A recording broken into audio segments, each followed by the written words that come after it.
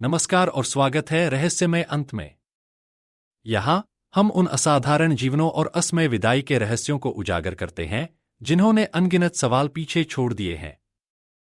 अगर आप रहस्य, चमत्कार और अविश्वसनीय कहानियों को पसंद करते हैं तो हमारे साथ जुड़े रहें और सब्सक्राइब करना न भूलें।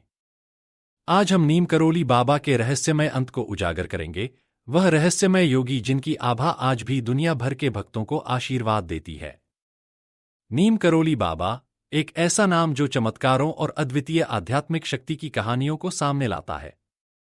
महाराज जी के नाम से प्रसिद्ध वे संत थे जिन्होंने दुनिया के कोने कोने से आए लोगों को आकर्षित किया, जिनमें स्टीव जॉब्स, जूलिया रॉबर्ट्स और मार्क जुकरबर्ग जैसे प्रसिद्ध व्यक्ति भी शामिल थे।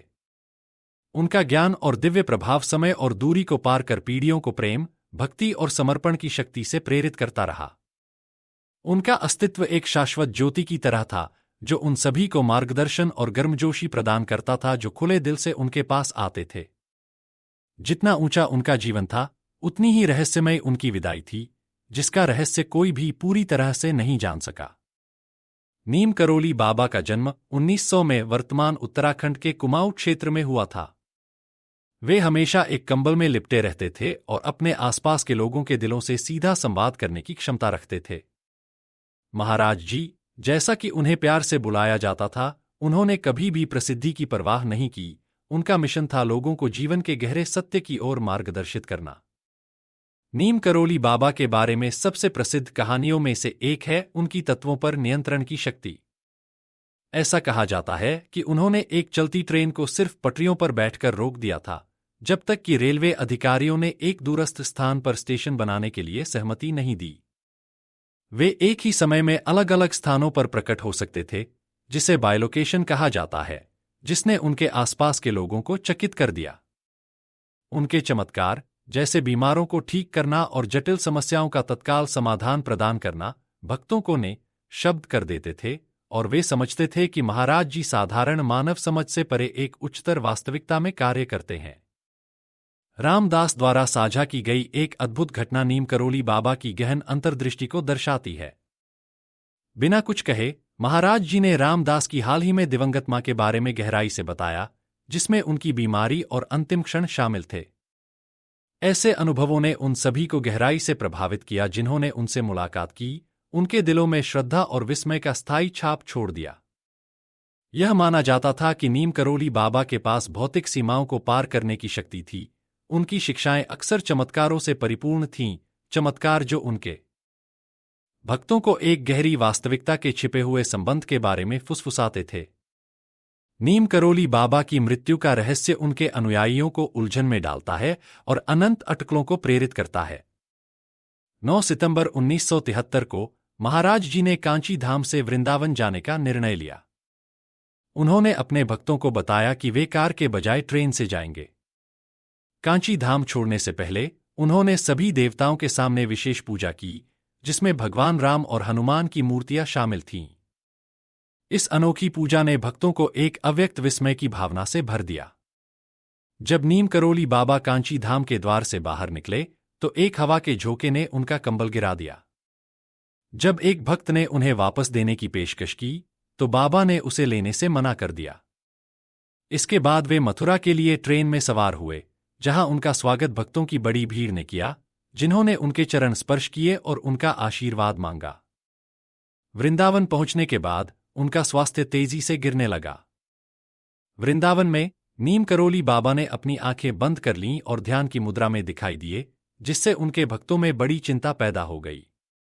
उन्हें पास के अस्पताल ले जाया गया, जहां डॉक्टरों ने उन्हें ऑक्सीजन मास्क लगाने की कोशिश की।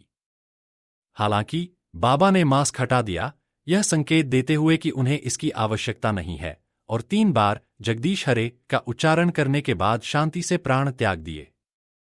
उनकी विदाई किसी बीमारी का परिणाम नहीं, बल्कि एक सचेत निर्णय की तरह लग रही थी, जिससे उनके अनुयायियों में यह विश्वास और भी मजबूत हो गया कि महाराज जी को अपने भौतिक शरीर पर पूरा नियंत्रण था। बाबा के निधन के बाद उनके अंतिम संस्कार को लेकर भक्तों में मतभेद था। कुछ भक्त पारंपरिक हिंदू रीति से दाह संस्कार चाहते थे, जबकि अन्य समाधि बनाने या जल समाधि का सुझाव दे रहे थे।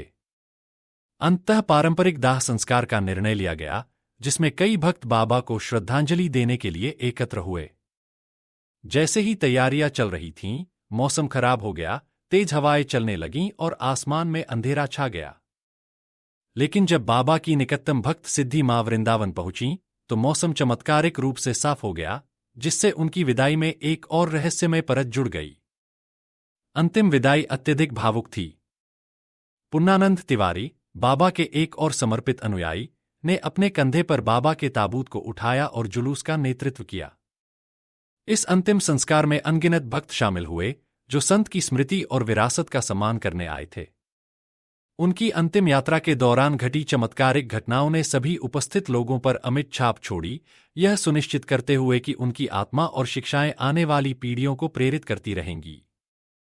नीम करोली बाबा का जीवन मानव समझ से परे एक यात्रा थी, और उनकी विदाई भी कुछ ऐसी ही थी। उन्होंने ऋषियों के शाश्वत ज्ञान को साकार किया, अक्सर संकेत दिया कि जीवन और मृत्यु एक ही सिक्के के दो पहलू हैं। इस नश्वर संसार को छोड़ने का उनका अचानक निर्णय, बिना किसी बीमारी के, उनके जीवन के चमत्कारों की निरंतरता जैसा लगता है। शायद नीम करोली बाबा की सबसे बड़ी शिक्षा यही है कि आत्मा शाश्वत है, और प्रेम, भक्ति और समर्पण के साथ कोई भी हमारे वास्तविकता की सबसे मौलिक सीमाओं को पार कर सकता है, जिसमें मृत्यु भी शामिल है।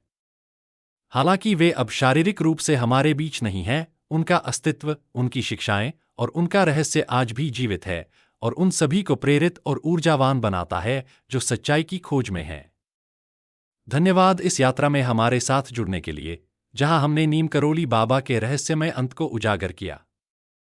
अगर आपको यह रहस्यमय कहानी पसंद आई हो, तो लाइक, शेयर और सब्सक्राइब करना न भूलें।